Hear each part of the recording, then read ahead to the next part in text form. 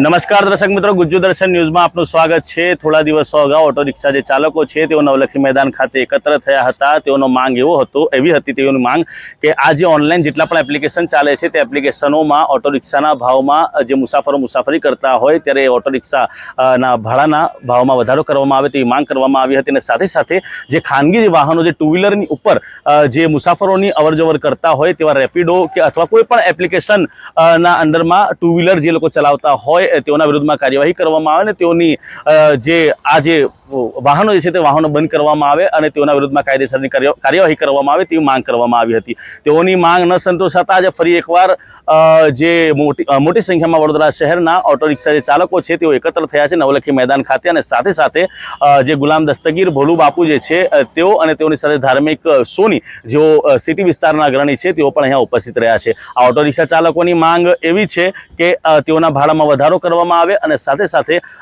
જે આ ખાનગી જે વાહનો જે ટુ વ્હીલર જે વાહનો હોય જે રેપિડો ના અંતર્ગત જે ચાલતા હોય એટલે કે જે કંપનીઓ જે છે કંપનીઓના અંતર્ગત જે વાહનો ચાલતા હોય તે વાહનોના જે વાહન ચાલક હોય તેઓના વિરુદ્ધમાં કાર્યવાહી કરવામાં આવે તેવી જે માંગ છે તે કરવામાં આવી છે। આ માંગની સાથે વડોદરા શહેરના જે ઓટો રિક્ષા ચાલકો જે છે તેઓ એકત્ર થયા છે અને અહીંયા જે વિરોધ પ્રદર્શન કહી શકાય શાંતિપૂર્ણ તે પણ તેઓ દ્વારા કરવામાં આવ્યું છે। થોડા દિવસો પહેલા તમારા દ્વારા વિરોધ કરવામાં આવ્યો તમારી માંગોને લઈને, આજે ફરીવાર ઓટો રિક્ષા ચાલકો તમામ વડોદરા શહેરના એકત્ર થયા છે। માંગ શું છે અને શું વિરોધ?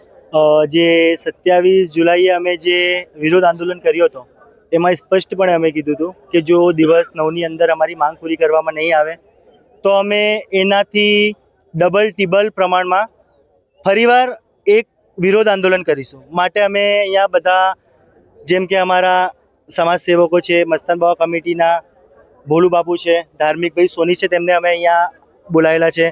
અમદાવાદમાંથી એકતા યુનિયન લીડરના પ્રમુખ સાથે એમના સાથીદારોને અમે અહીંયા બોલાયેલા છે। જો સરકારે ભાડાનું નોટિફિકેશન અત્યાર સુધી બહાર નથી પાડ્યું અને જે વ્હાઇટ નંબર પ્લેટ પર બાઇકો ચાલે છે, પેસેન્જરની હેરાફેરી કરે છે, એ કાયદો અમારો પોતાનો ઘરનો નથી, એ સરકારનો પોતાનો કાયદો કાનૂન વ્યવસ્થા છે કે વ્હાઇટ નંબર પ્લેટ પર તમે પેસેન્જરને બેસાડીને ન લઈ જઈ શકો કારણ કે મોટર વ્હીકલ એક્ટ 1988ના અંતર્ગત એ ગેરકાયદેસર રીતે છે ને અમે આનો વિરોધ પ્રદર્શન કરીએ છીએ કે આ ગેરકાયદેસર છે। તો અમુક લોકો અમને એટલે અભદ્ર વાણી અમારા અગેન્સ્ટ વાપરે છે। જેમ કે હમણાં 3-4 દિવસ પહેલાં અમદાવાદમાંથી એક વિડીયો વાયરલ થયો છે, કોઈ બાઇક રાઇડર ભાઈ છે તે વિડીયોમાં સ્પષ્ટપણે કહી રહેલા છે કે અમને અમિતભાઈ શાહ, હર્ષ સંઘવી સાહેબ, ભૂપેન્દ્રભાઈ પટેલ, અમદાવાદ પોલીસ, ગુજરાત પોલીસ, અમને બધાનો પૂરેપૂરો સમર્થન છે, સરકાર અમારી સાથ છે એવું એ વિડીયો પણ મેં તમને બતાવી દઈશ જે ભાઈએ ઉતારી નાખ્યો। તો અમે લોકો આખા ઓલ ઓવર ઇન્ડિયામાં 60%થી 50% લોકો રિક્ષા ચાલકો છે, રિક્ષાનો વ્યવસાય કરે છે।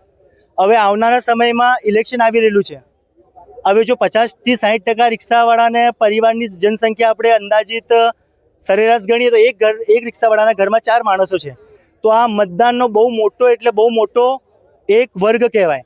તો આવા મેસેજ દ્વારા રિક્ષાવાળાઓના માઇન્ડમાં એટલે શું વસ્તુ બેસશે કે સરકાર અમે કાયદેસર રીતે સરકારના કાયદાનું પાલન કરીને ચાલીએ છીએ તો પણ સરકાર અમને સમર્થન નથી આપતી ને આ ટુ વ્હીલરવાળાને સમર્થન આપે છે કેમ કે ટુ વ્હીલર બંધ પણ નથી થતી। તો અમારા રિક્ષાવાળાઓએ શું વિચારવું? માંગ એવી જ છે અમારી સરકારશ્રીને કે અમે કાયદેસર રીતે છીએ, અમે અમારું હકનું માંગીએ છીએ, અમે કોઈની પાસે ભીખ નથી માંગી રહેલા કે અમે કોઈની પાસે જોર જબરદસ્તી એ લોકોના હકના પૈસા નથી છીનવી રહેલા। અમને અમારું જે ફાઇનલ રેટ જે ડિસાઇડ કરવામાં આવ્યું છે એ નોટિફિકેશન ગવર્મેન્ટ વહેલી તકે બહાર પાડે અને કમિશનરશ્રી સાહેબ ટ્રાફિક અને આરટીઓ કમિશનરશ્રી સાહેબ અને ગૃહમંત્રી સાહેબને અમે વિનંતી કરીએ છીએ કે આ ટુ વ્હીલર્સ છે તેને તમે એક સ્ટ્રાઇક ચાલુ કરો અને આ જે ગેરકાયદેસર રીતે ટુ વ્હીલર પેસેન્જરમાં દોડે છે એને ડિટેન્ટ કરો અને એને બંધ કરાવો। ટુ વ્હીલર જે વાહનો ચાલે છે તેનો વિરોધ છે કે તમારા ભાવમાં ભાવ વધારો કરવામાં આવે તેવી માંગ છે? બંને જ, કારણ કે જે વધતા ગેસના ભાવ છે એના હિસાબે રિક્ષાનું ભાડું તો વધી જ ગયેલું છે પણ કોઈ નોટિફિકેશન બહાર પાડવામાં આવ્યું નથી અને એ એક આમ નાગરિકનું ધર્મ અને કર્તવ્ય અને ફરજ છે તે કે કોઈ ગેરકાયદેસરનું કૃત્ય થતું હોય તો તેના સામે અવાજ ઉઠાવે। એપ્લિકેશનના ભાવમાં વધારો કરવામાં આવે કે પછી આવા જે લોકલ જે ભાડા ચાલે છે એમાં ભાવ વધારો? લોકલ ભાડામાં પણ અને એપ્લિકેશનમાં પણ। અને એપ્લિકેશન વાળાને મારું એક ક્લિયર ન્યૂઝના માધ્યમથી એક સંદેશ છે કે જો તમે અમે અમારું હકનું ભાડું અમને નહીં આપો તો અમે સુપ્રીમ કોર્ટ સુધી જઈશું અને તમારી એપ્લિકેશનને પ્લે સ્ટોર અને iOS સ્ટોર પરથી પરમાનન્ટલી સસ્પેન્ડ કરાવીશું અમારા ઇન્ડિયામાંથી. તમારું નામ? સદ્દામ શેખ. યુનિયનના જે ઓટો રિક્ષા ચાલકો તેઓની માંગો છે, તમે પણ આગેવાની લઈ રહ્યા છો એના વિરુદ્ધ લઈને શું કહેશો?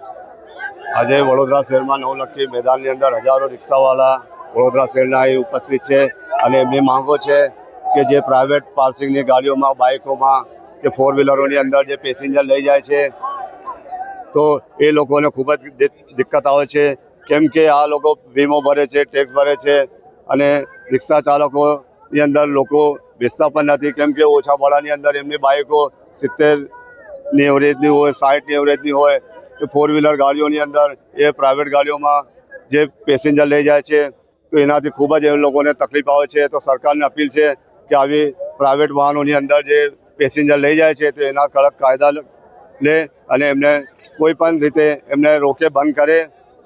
અને આ રિક્ષા ચાલકો એટલા મજબૂર લાચાર છે જે એમનું ઘરનું ગુજરાન પણ નથી ચાલી શકતું. આ લોકો જો 10-20 હજારનું દેવું થઈ જાય છે, ઉતારી નથી શકતા. આ લોકો માનસિક તકલીફ, ટેન્શનથી કેટલા લોકો નશાની તરફ જાય છે.